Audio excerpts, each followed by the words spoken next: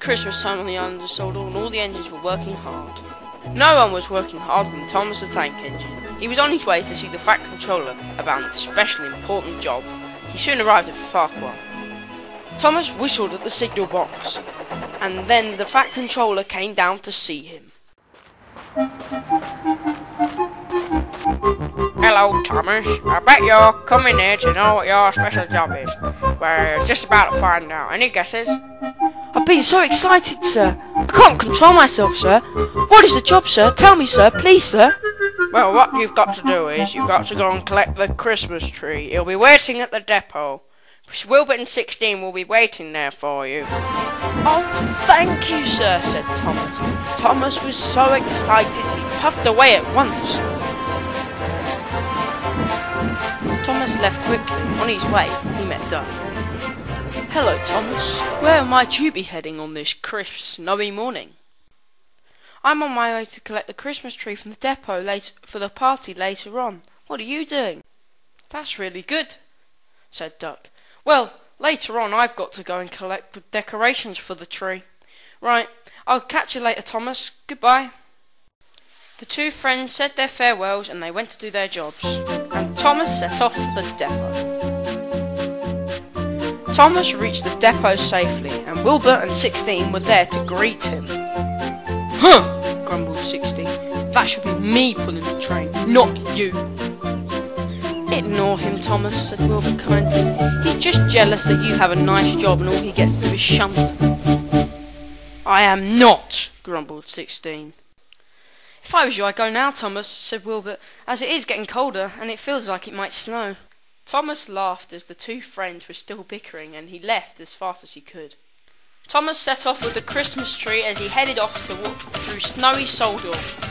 He puffed his hardest as he pulled the Christmas tree, making sure there'd be no trouble as he pulled it along.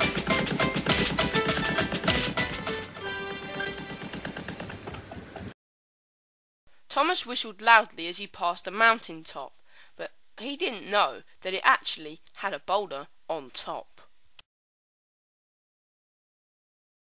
Tomas's driver looked back. Come on, Tomas, faster, he cried. What for? panted Tomas. Because there's a giant snowball chasing us, said the driver.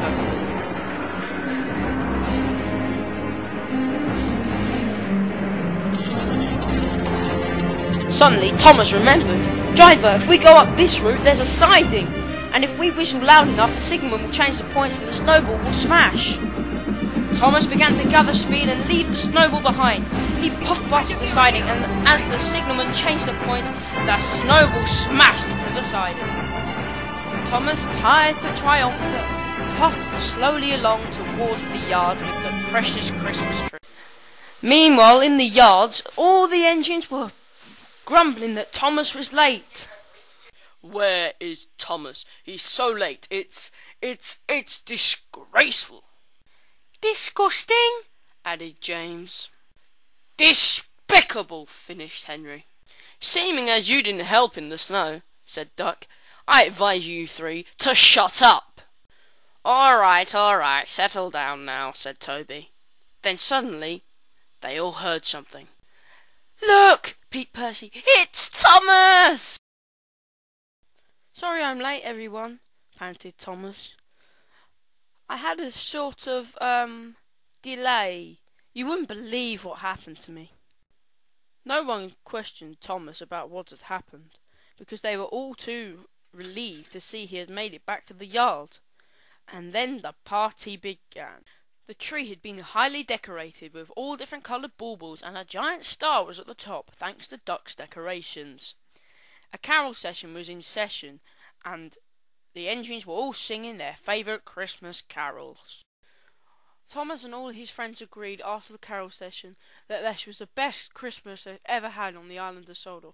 Merry Christmas, everyone, said Tomas the tank engine.